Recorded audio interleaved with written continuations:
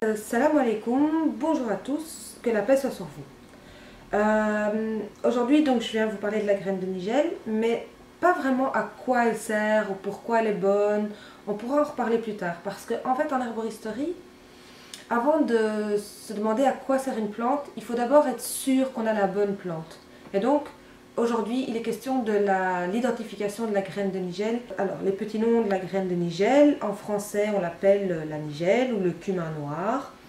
Certains l'appellent Habbatul Baraka, la graine de la baraka, de la bénédiction. Habba Saouda, ça c'est le nom le plus connu. Et enfin, ce que j'ai relevé dans un livre, c'est qu'au Maroc et en Algérie, on l'appelle As-Sanouj. En latin, son petit nom c'est Nigella sativa. Alors, vous avez ici deux graines, celle de gauche, celle de droite. Et déjà, demandez-vous laquelle vous avez chez vous, si vous avez des graines de nigel à la maison. Et essayez de, par rapport à mes deux graines présentes, déjà de vous demander laquelle est la bonne. Si vous y connaissez un petit peu ou qu'on vous en a déjà vendu. Alors, je vous donne la réponse tout de suite. La bonne graine, c'est celle de droite. Donc, elle est petite, elle est fine. Normalement, elle a un goût, une odeur assez épicée, chaude. D'ailleurs, elle est même assez utile dans la médecine prophétique, on retrouve qu'elle est chaude et sèche au 3e degré. Donc ça veut dire quand même déjà très chaude et très sèche. Mais nous reviendrons sur les propriétés plus tard. Alors,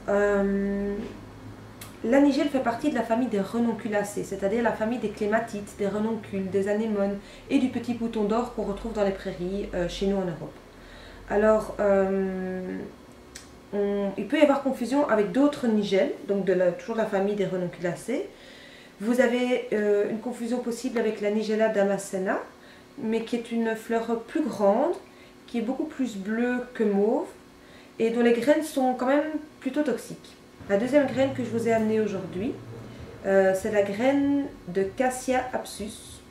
Ça c'est l'ancienne terminologie botanique. Alors son nouveau nom c'est Chamaecrista apsus. C'est une plante en fait de la famille des Fabacées.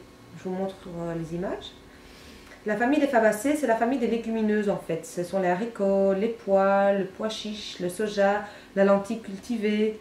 Et donc, c'est vraiment pas du tout la même famille botanique que la nigelle.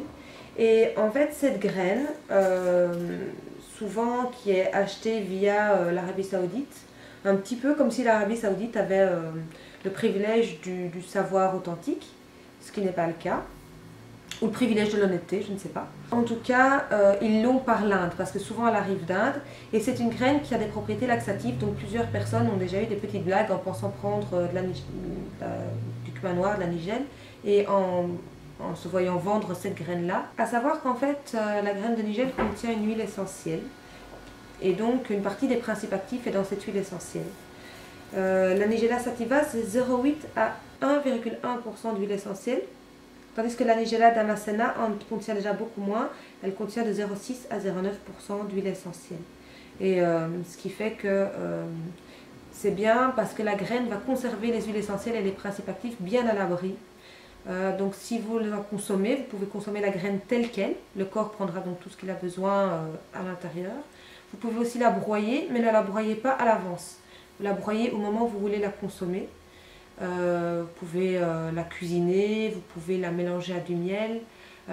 Si vous la mettez sur du pain ou en cuisson, ce sera plus pour le goût et la saveur que pour les principes actifs, parce que la chaleur va quand même détruire certains principes actifs, donc on est toujours mieux de ne pas exposer la graine de nigelle à de fortes chaleurs ou à la chaleur tout court, parce qu'on va de toute façon dans un premier temps faire évaporer l'huile essentielle et puis d'autres principes actifs pourront se perdre. Donc on est mieux de la consommer crue. J'espère que cette vidéo va vous être utile. Et dans une prochaine vidéo, nous parlerons justement de l'identification aussi de l'huile de nigelle parce qu'il y a plusieurs choses à savoir également. À bientôt!